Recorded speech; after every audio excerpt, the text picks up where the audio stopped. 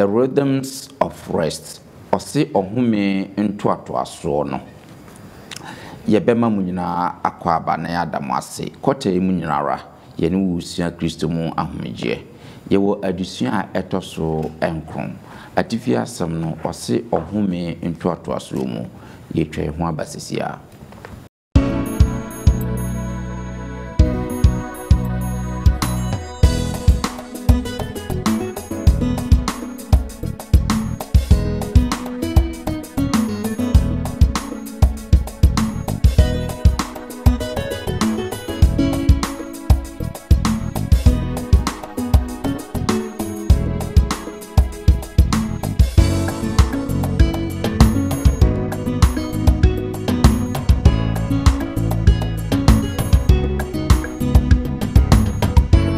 Ne masia yedaye ama obinso anije bi abana brabo ye se oba tumi anye titie sese ya ko ko to no be titie ana muma yenye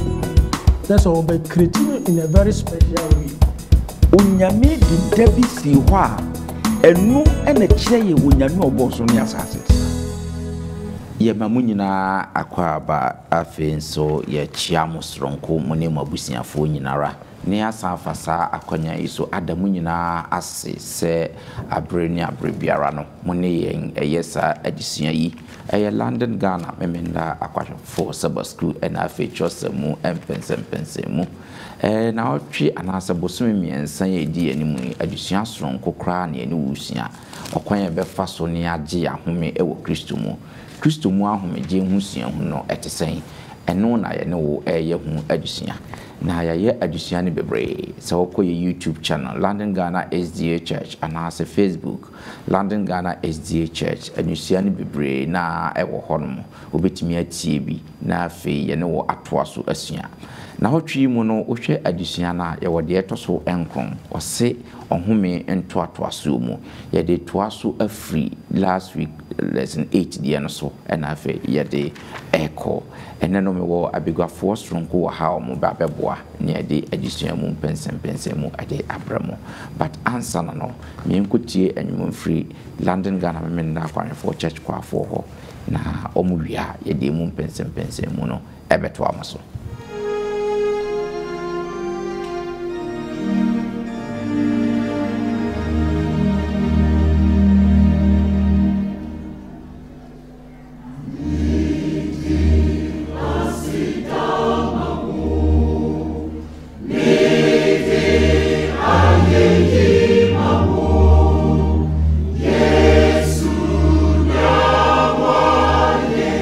Tena mi fa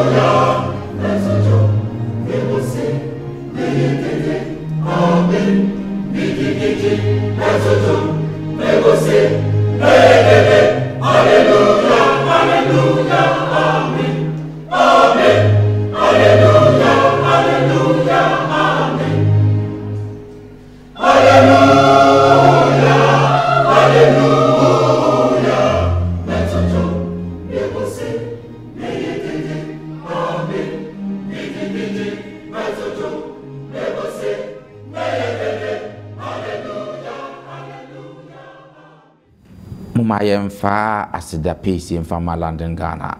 kwanrefo memen da kwanrefo church class nyuma omode adi yen adisua yanimu ade amayen se miwie ne sadia ene na meda abigwafo adi akyeremu na fe wia ya hwe yen adisua mu mede emosomfo Bismarck mensa ene ye wo adom nti mewo da kwabna ekyere ekame ho ewo fidua mu hase eda yemo akwaba that's say yetonza fra waba na mebotra na me call Elder Kingsford Diabo Amanso ene eti mfimfin no eda yemo akwaba na yinua Penny Samuel Ajenso ena eti etwo eno hwa no Penny Samuel yemo akwaba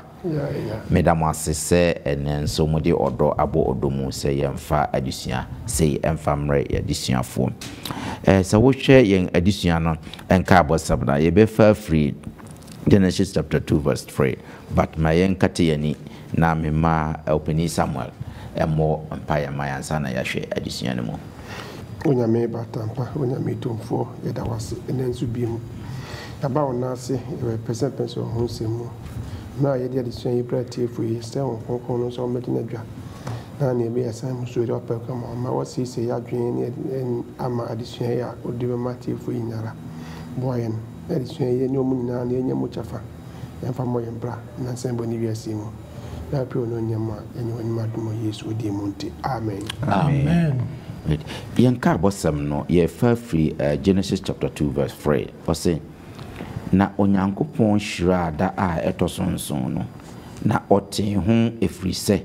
enumu na ohome free na dwuma a onyankopon boye na oye ni nyina ho amen right so wo hwe wo de wadwene hwe onyankopon adebo se ne onyankopon si fa bo ade a wo hwe wiemu no ma mpata epo awia ne se ne nema si kwa okwasem ne se enwanwa yie se ne onyankopon esi ebo ade na wo de wadwene bu ni nyina se ne adebo abasam no esitie no ade bi wo ha onyankopon bo ya ni nyina no ose ni nyina ye ade sonku bi wo ha onyankopon bo ya wanhwa wo mfa wani emmu sanse enye sebidensu bi odansu ma ohurihuri anasa patakese bi no abo no yinkonya na we die obo eda sonku bi ede kana de bo ho sa eda sonku na onyankopon bo ya pe se onipa benya sa oda eda no nhira sa da na ya nipa enta mfa na dwene mu se ka onyankopon abode ho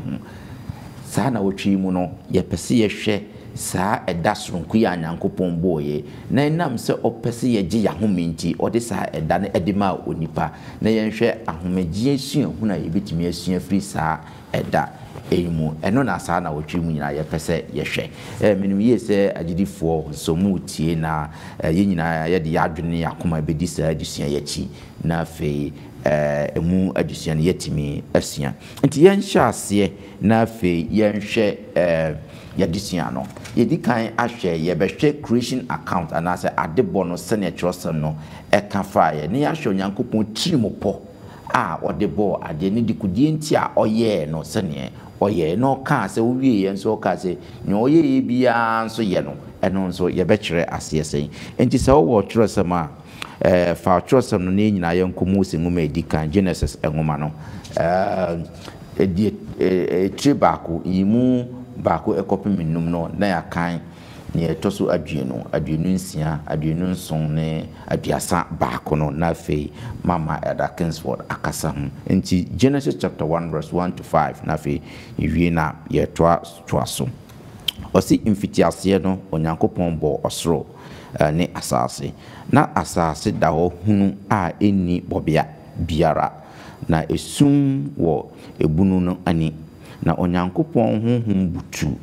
butu mfoni a Hebri no retwa no te sɛ akokɔbaatan a obutu ne nkosua so rehwɛ sɛ ɛbɛdane ɛma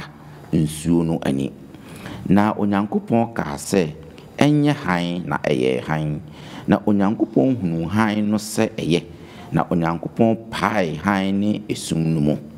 na ɔfrɛ han no sɛ adekye na esum no adesan na adeɛ san na adeɛ kye da a edi kan no amen sɛ wotoa so na wojampo na sɛ wokɔkan 20 na sei na ɛhɔ nso ɔɔka no ɔse na Onyankopɔn kaa sɛ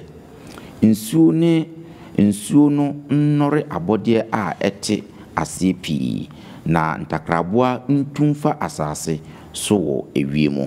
amen na afei yɛtoa so na afei yɛahwɛ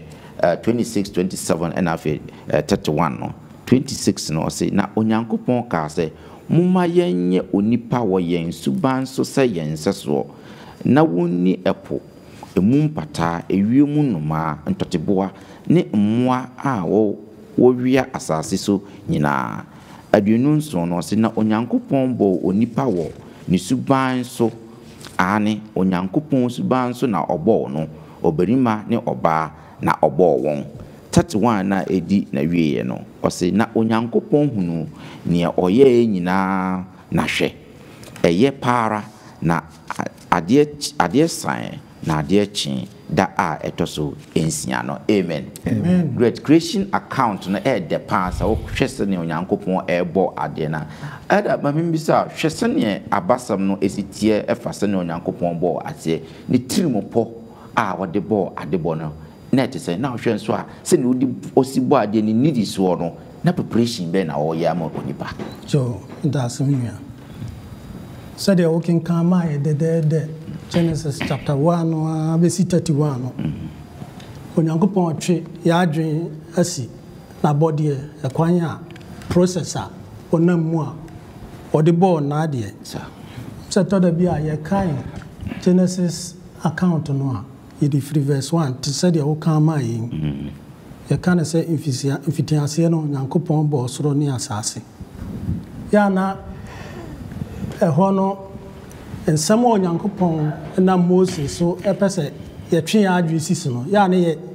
yɛtumi bɔtara so kɔ Hebrew writings ni Greek ne Aramaic no mu a wɔka sɛ in the beginning God emphasis no egina onyame so mfitiaseɛ no onyame ɔtwe adwe asisi sɛ onyame bi wɔ hɔ a nneɛma ɛwɔ wiase nyinaa no ɔna wɔbɔɔyɛ na deɛ ɛtɔ so mmienu no ɔse na asase no bibia ni so ayɛ tra saa na ɛwɔ hɔ ɛna onyame firi aseɛ ɛka moma kanea mmra kanea ba ɛda mmra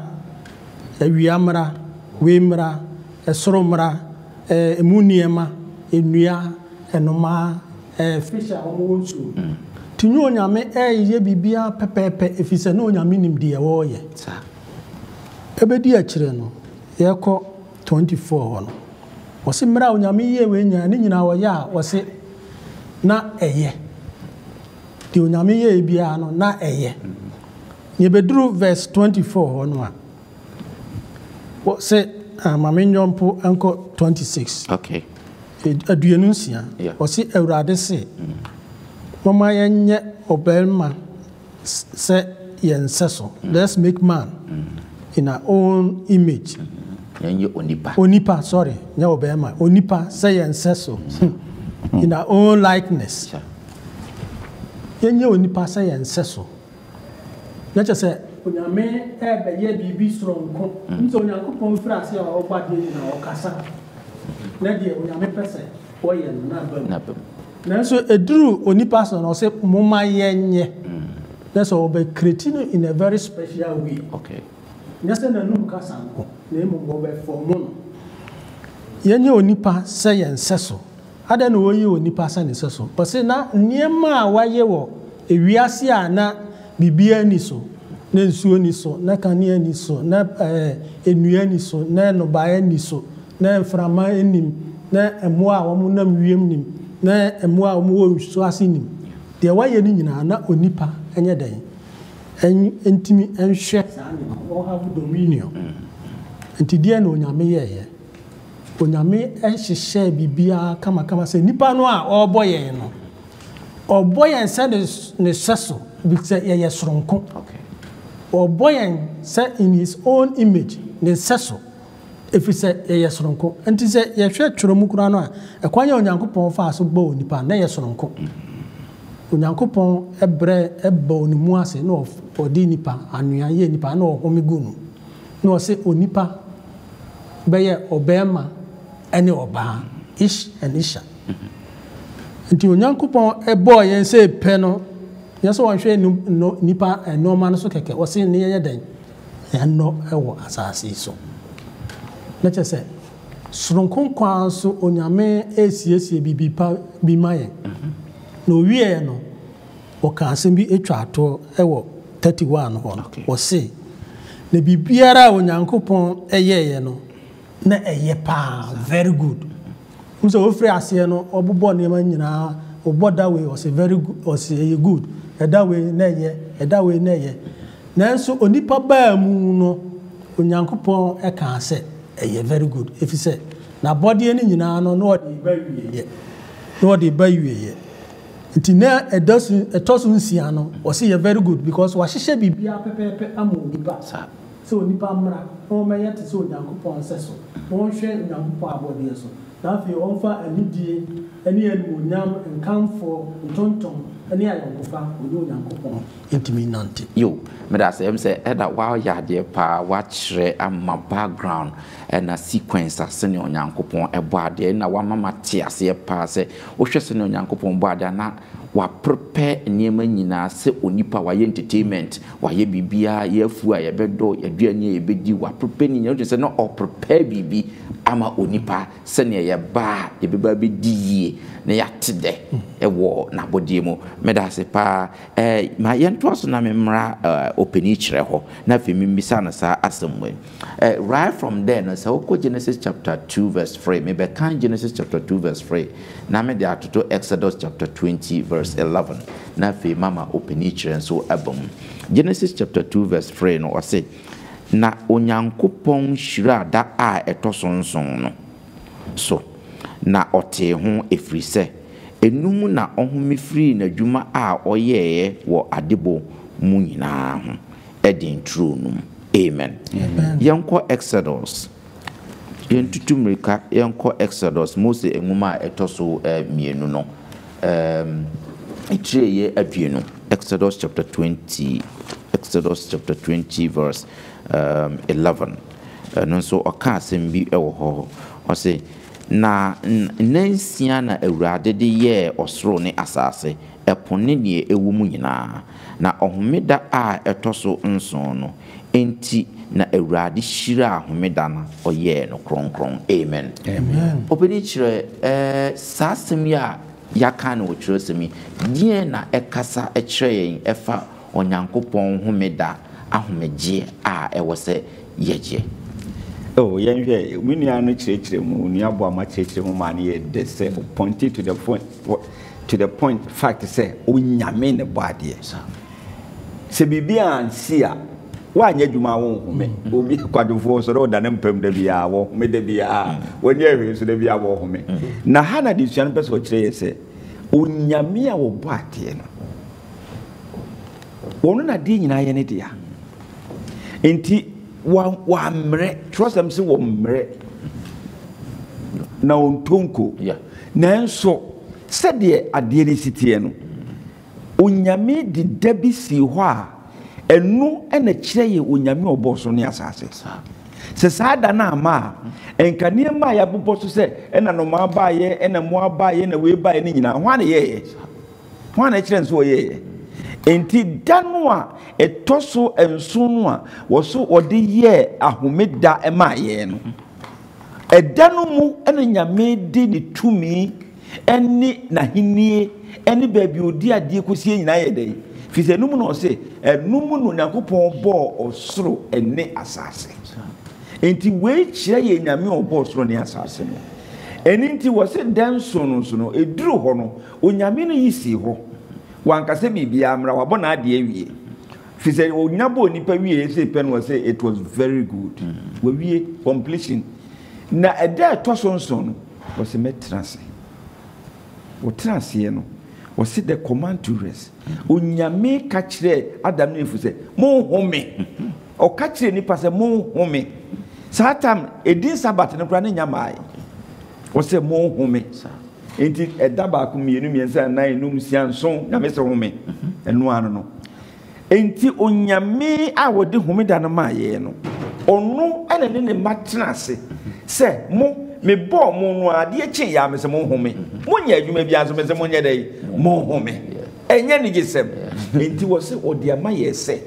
yesu ni pase de sitie bia so no nyame a wɔ mmerɛ no wɔ ba adeɛ ɛdɛ to so nso no kro home yɛ no na yɛ nipa yɛ kɔ ne yɛ ba da bia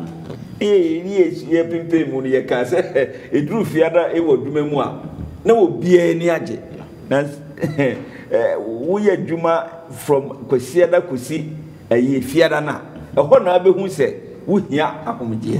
enti efiada ne du na abobɔ ne ma na de hyɛ wo locker mu na sɛ wo ma bag so na abefia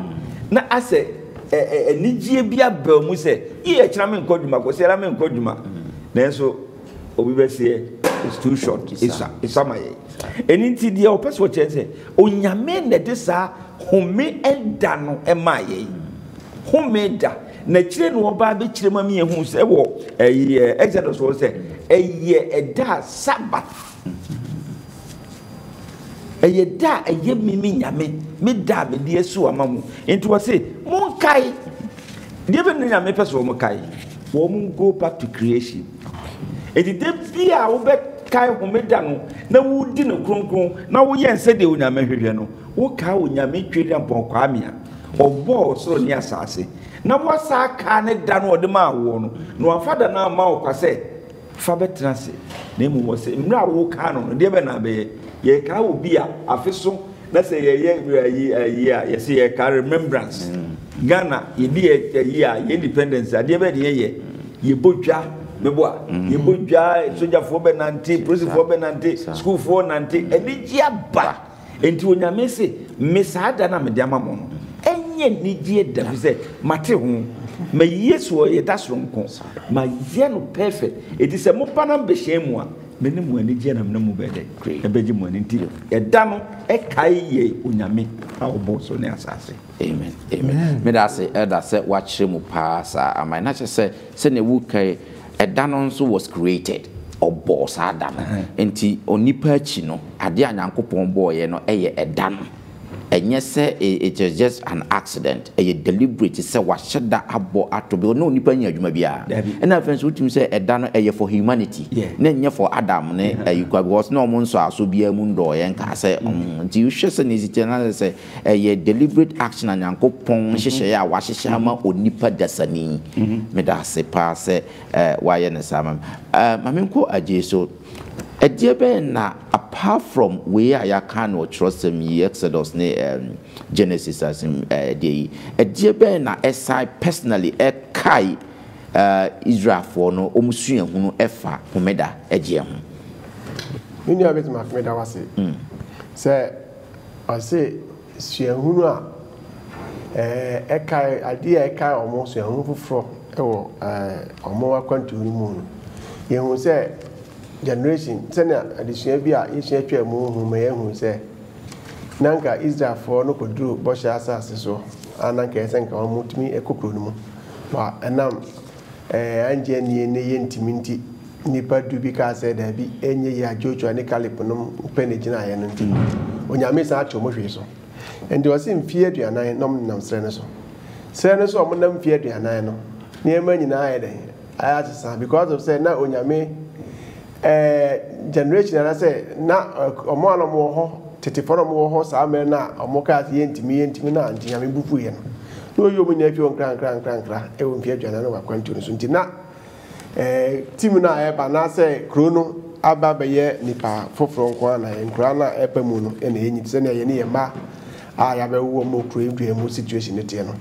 no say omono ya mamre bebre no omo nche da nyere ensa enim because na me pi no etsa ema wo ba wo se na omutri ye se na omuhu nyame ani monyam e won to madan mu ko na to madan no esi o mfimfini and madan no de na ye na kai won onyame ani monyam ne kese ye o se Andrew anajwa na aye ojadum na edi omanim na ka emo mo hye na emo mo kanea and we answer so na ye mununkum dum na kata won so na ache se amomo awia ye bono entimi nshi ho wo kroma kwaje ne ka awia asma ya won tanya experience but se wote Ghana na se wo desert so ba bia na obeti sa onyame enia na wo ye ma Israel na siye enti nia o ka kwesi nia ne se onyame eda ne ho adi kire wo enti na omunim se nyame etu mununkum no man ho so na se otupe no ma ho se mre de se de omotu efiri bi mutie na omo system tat ate sa omo kete na omo wedding etu edi akire bi ene onyame that by fufu bi edi akire won se ono ni twede amponyakopon a obo wo ho ban ono ni omo sustainer ono ni kura won eno nti no so ombe didi o menimo ono nyame ena na edan no ati otwen wodwen ekai won se ona nanom ye no mudi no sra ne so a na eye mana na mana story ana o ka ho asem hana se wo kan Exodus etredunsia na chichemu du na no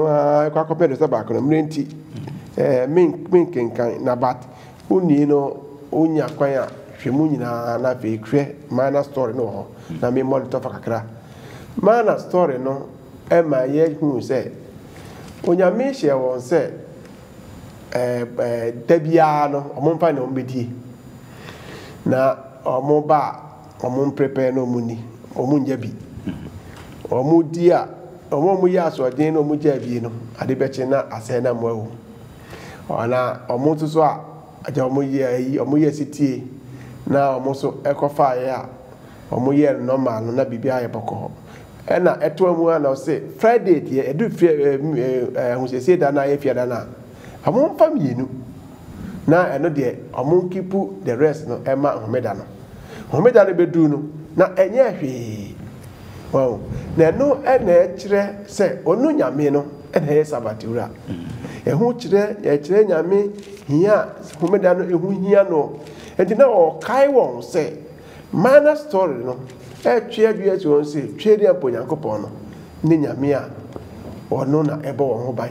ono na ye won apede enti ono ne nyame e so mo de omo wede eto ne so Moses ekoso eme yin wo se na mra du no se wo kan the book of Numbers ni Leviticus na mra no nyina no sa book no a eka nyame mra sem no nyina no e wo ho de because no nyame a hye won se wo hwe Deuteronomy 5:12 ukona o se di humeda no so won se Exodus 0 say remember kai we do see di humeda no so and this a humeda na o twe won adwen asiso no na ehu hia nyame ye because na kire se ne onyame na bo ade se na nyame medical kire mu no and nti o se Moses upon se na mra no wo dan mu madan mu a de bia o mu hia mu na o mu ye adesua no mu kai no olumaya na ne mfie ko na nimu no na o bia no o me ehye ne o de mra na aye aba na wakin kai mra na kire ho adenti na wo yesa se na ebe ya wo wura mfi because na hu bi penti enche new leadership ebe take over mbosha asase isu nie se o ma ntimi anye sitie sese ya nkokoro so no me sitie ana enenti na Moses ehu ya se otu onfo enti ne wo kan nyina ne se Moses ɛkan kyerɛ wɔn sɛ na ɛbɛyɛ a ɔmokɔ kuro no so a ɔmowura ɛnyɛ den ɛmfie deɛ na ɛtwe adwene si so yɛ Kristofo yɛso yɛhwɛ ma yɛ mmienu no akyiri akwan Jesus Christ ɛsan bɛbie ne bɔhyɛ biara yɛ an na yɛ nokware nso so ɛnti sɛ homeda no a ɔde ka yɛn sɛ ɔno na ɛbɔ adeɛ no ɛno na ɛkyerɛ yɛn sɛ onyame ɛyɛ onyame a ɛsɛ yɛde yɛn ho to no so wɔn na ɛsɛ yɛde ho to no so ɛno na ɔde ka Israelfoɔ ɔde mana story no ɛtwe ɔma gyinsi so ɔsɛ sɛ wɔaprovide mana ma wɔn srɛ no so deɛ a then deɛ yɛn no yɛsɛ yɛde yɛn ho to no so na ɔbɛ provide ama yɛn. Yo, meda ase gye wayɛ adeɛ paa sɛ wakyekye mu abusuafoɔ yɛgusu ara yɛhwɛ ɔhome ntoatoasoɔ ɛno onyankopɔn da ɛyɛ homeda a ɔbɔde ma wɔ nipa no asuahunu a ɔpɛ sɛ yɛnya no wɔ mu ɛne n'asekyerɛ ɛna afei yɛgusu a yɛhwɛ ɛnna ma memra Elder Kingsford so na afei yɛnhwɛ akenkansɛm mmienu bi mfa ntoto ho na yɛnhwɛ sɛneɛ ɛno nso ɛkɔ yɛndi kan hwɛ Exodus chapter 28-11 na yɛde atoto Deuteronomy 5:12-15 ne yɛnhwɛ ɔbɔ homeda ne din wɔ hɔ na yɛnhwɛ nsonso yɛ sɛ ne osi kaa no wɔ hɔ na afei yɛhwɛ adesua bɛtumi asua afiri mu nti no Exodus chapter 28-11 no ɔse kae homeda na yɛ no kronkron nnansia na yɛ adwuma na yɛ wadeɛ nyinaa na ɛda a ɛtɔ so nson no yɛ homeda ma Awurade wo Nyankopɔn ɛnyɛ adwuma biara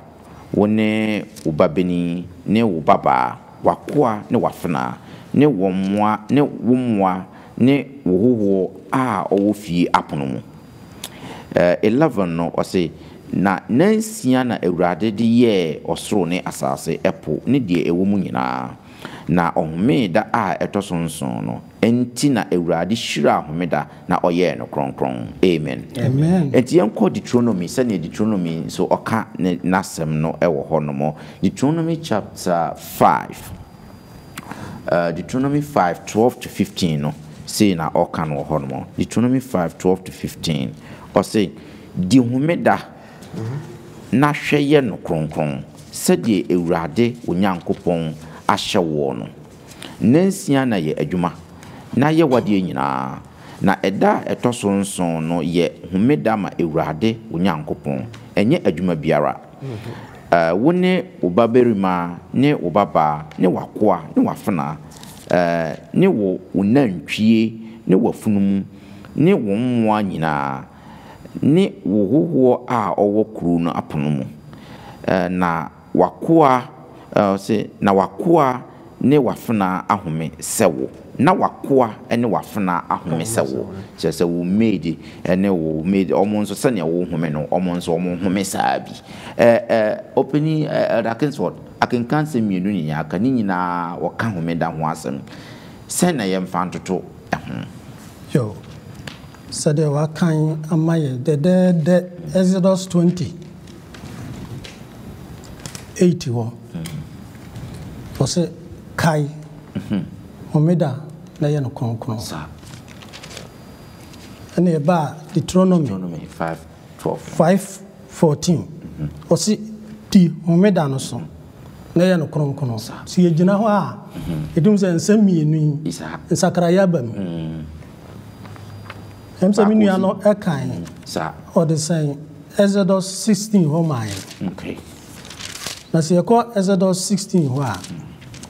na yɛkan verse 27 and 28 a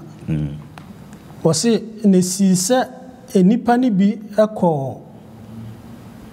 ɛkɔ sɛ ɔmo kɔboaboa mana no a na wɔka ho asɛm sɛ mamenka no borɔfom na abayie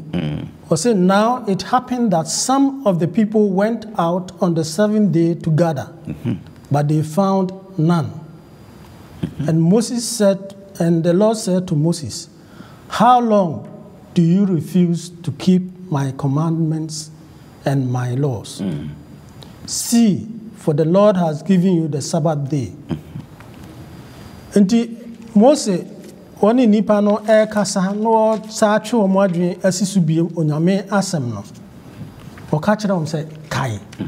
Because no mo nim sa homeda bi ewo ho. Okay. nanso enam asɔden enam awurefrenti osabo omo kokɔ sɛ yenye dan yenkan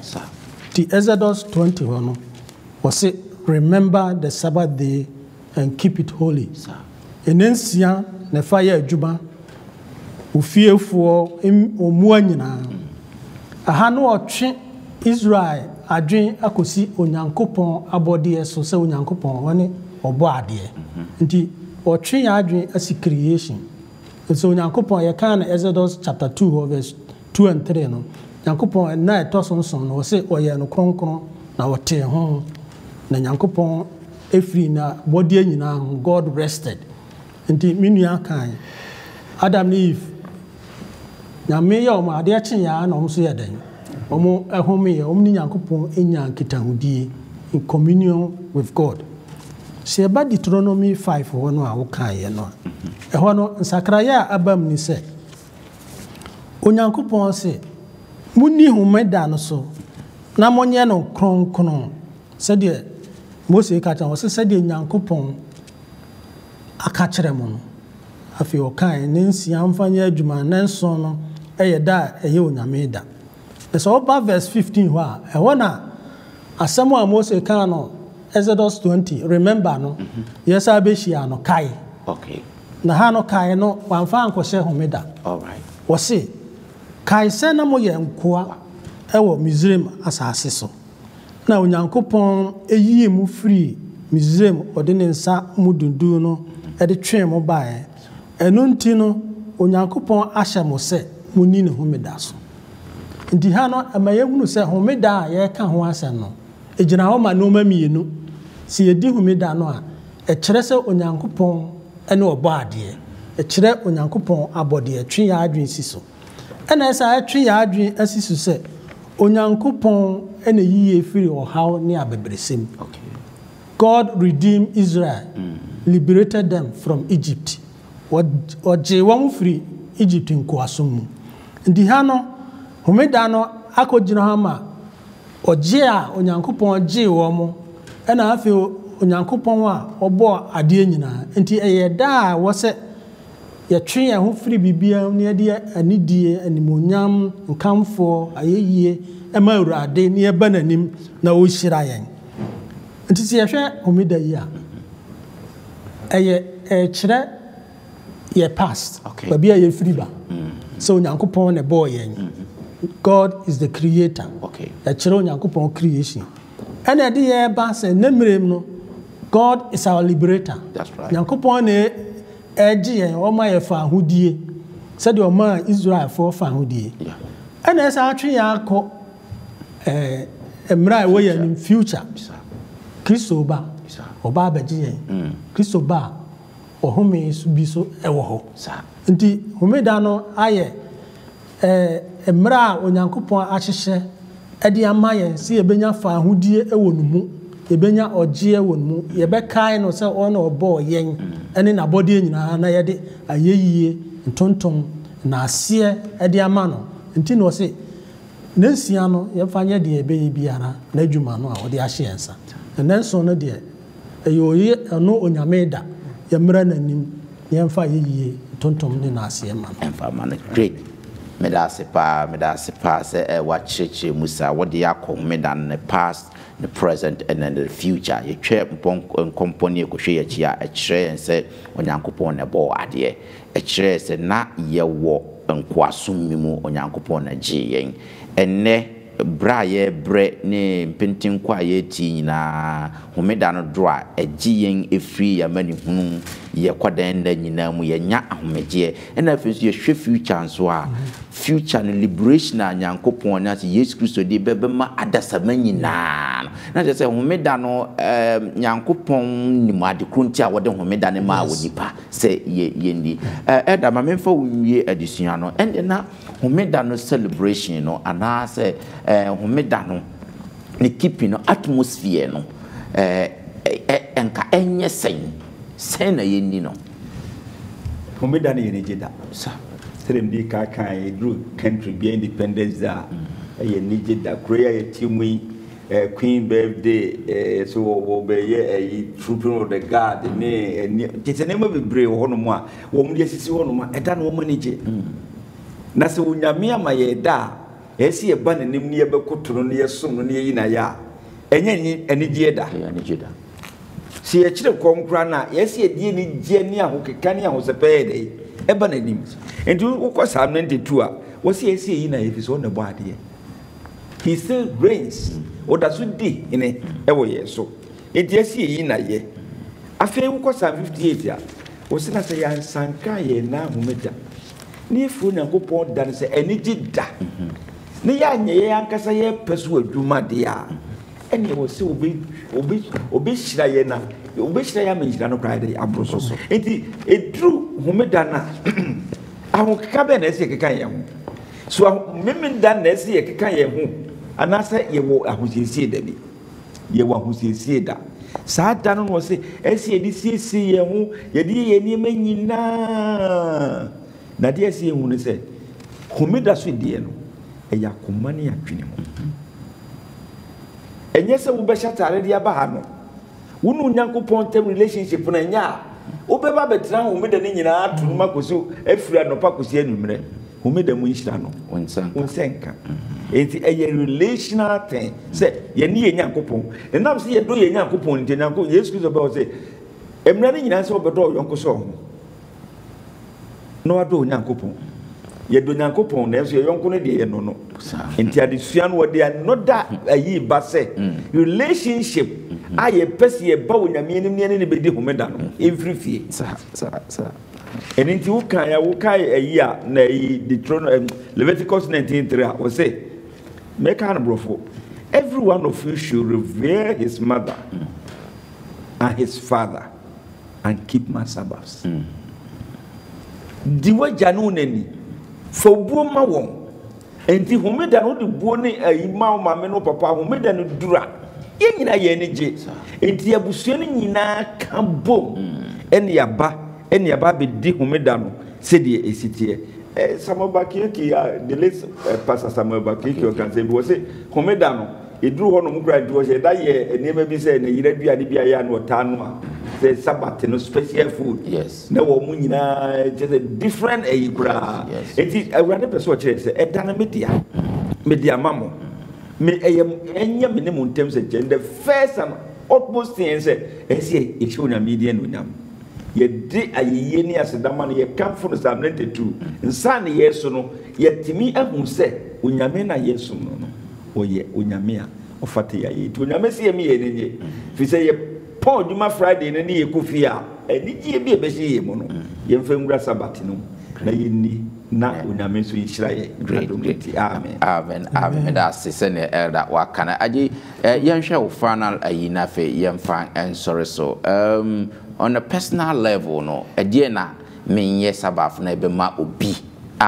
sabi onyi ni krampo no obum se nyankopon de da ya mame na sene masi aye daye ama obi nso anije bi abana brabo mu yenye ne sei me se ye akwanfo nipa pi ahwe yesom so ne omo edom amanyame ezan se neighbors bebrea ye no omo tie no si di ye humida ni ye pa ni pebre no esakra because of that I didn't try because of say ahokeka would keka ho aba be share onyame no say would fan say nyame ahye yen say yenye no konkron na yesisi ho fa na ebema ofufuru bi a ogina wo nche no anwa ni che wo mu na ne konwado so no so benya saa ni je ne bi enenti ye be ya kwanhefo no